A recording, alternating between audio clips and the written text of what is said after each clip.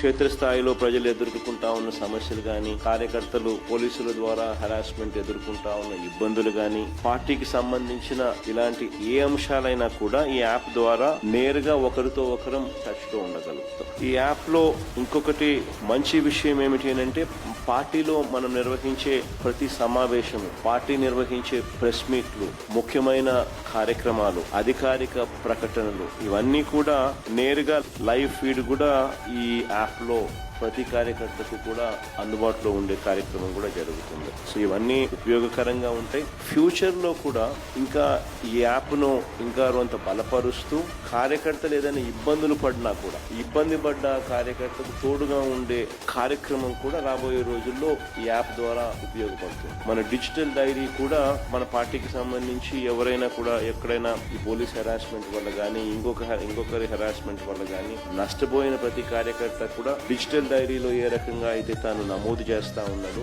ఆ డిజిటల్ డైరీని కూడా దీంట్లోకి అనుసంధానం కూడా చేస్తాం. సో ఈ యాప్ లో వస్తే డిజిటల్ డైరీ కూడా అందుబాటులో ఉంది. సో బేసిక్లీ ఒక సూపర్ యాప్. సో మందే ఒక ప్లాట్ఫామ్ క్రియేట్ చేస్తాం.